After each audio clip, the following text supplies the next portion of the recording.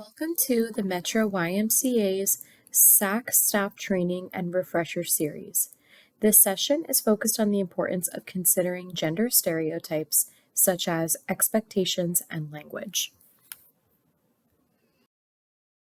For today's session, we are going to focus specifically on the expectations and language we use when talking about boys. We only have a little bit of time, so we can't get too deep into the weeds, but we can go over a few important ideas to consider when talking with and placing expectations on our male students.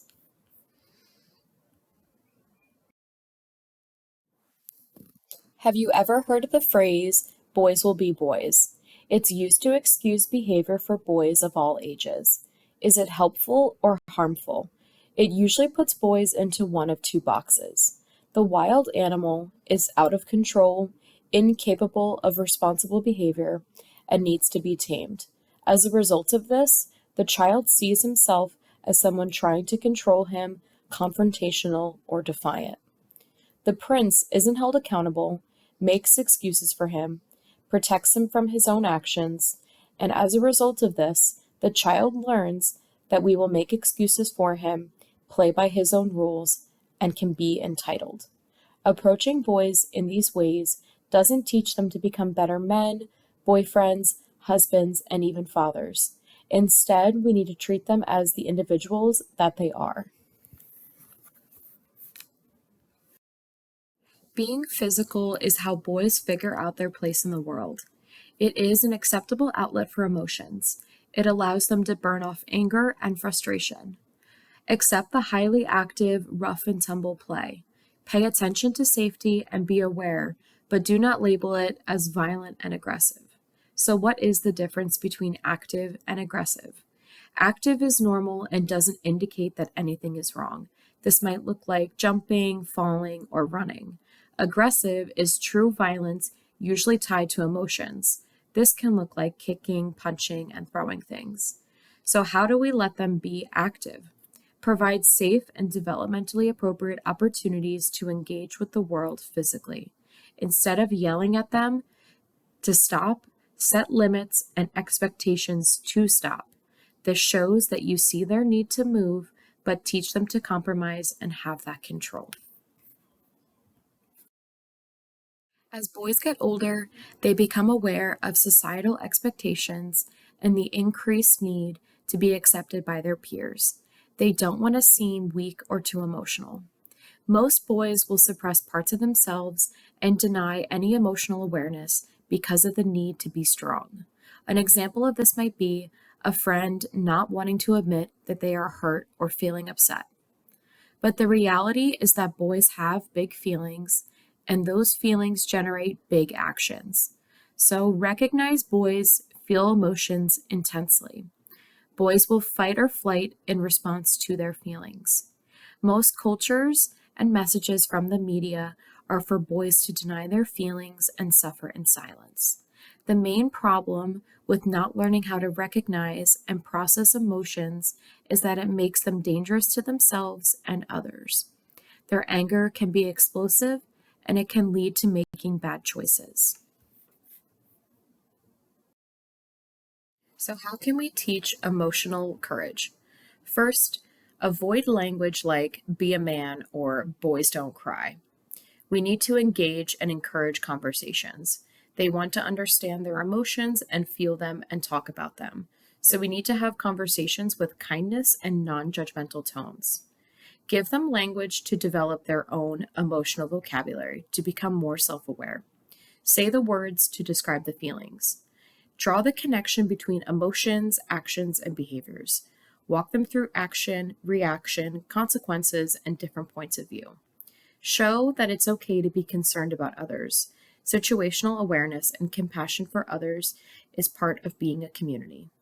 Give permission to feel their emotions. Show the value in accepting them.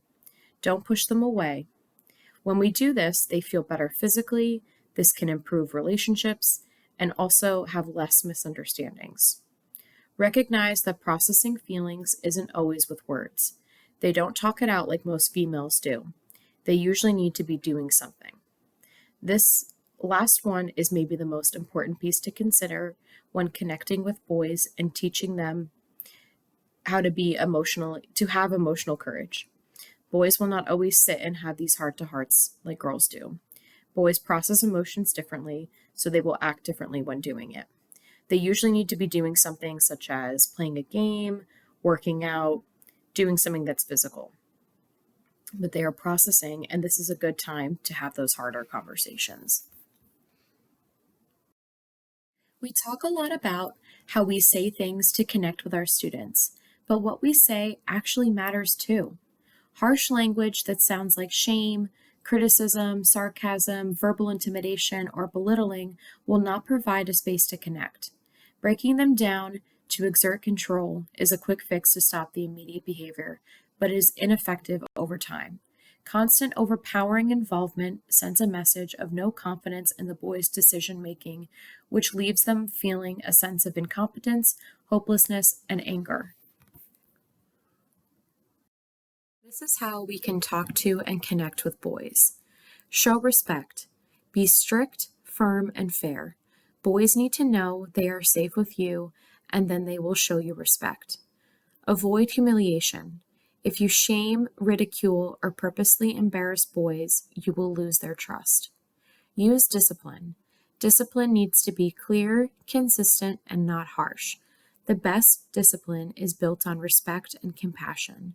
If a boy is unduly shamed, harshly punished, or encounters excessive adult anger, he will soon react to authority with resistance rather than with a desire to do better. Accountability. Don't make excuses for their behavior. Show fairness to be consistent and have concise rules. Communication. They use less words and don't react well to sarcasm. Make sure you have their attention, then be clear and purposeful with directions. And finally, value them. Show that they are important, that they have something worth listening to. Showing interest in what they like is a great way to connect. Now let's talk about language. You've probably heard phrases like, "you throw like a girl," or "why are you crying like a little girl?" Seemingly harmless phrases, except these comments send messages to women and girls that they are less than. It minimizes girls and emphasizes that they are not worthy enough. Eventually, this will affect their relationship with all women in their life. The boy code, the real unwritten part of a boy's life.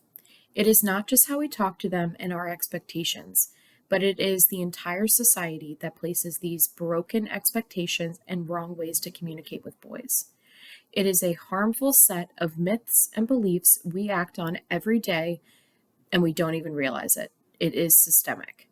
But it is a terrible injustice denying them freedom to express their full range of emotions and capabilities.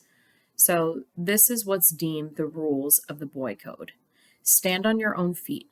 Always be independent. You do not need people. Separate yourself, all things female, as quick as possible, or you will be found a wuss. Never show feelings except anger. Fear and vulnerability are for wimps, and you will be teased and shamed for feeling them. Be the best or give them hell through macho behavior and cruelty. Bullying and teasing are just normal boy talk.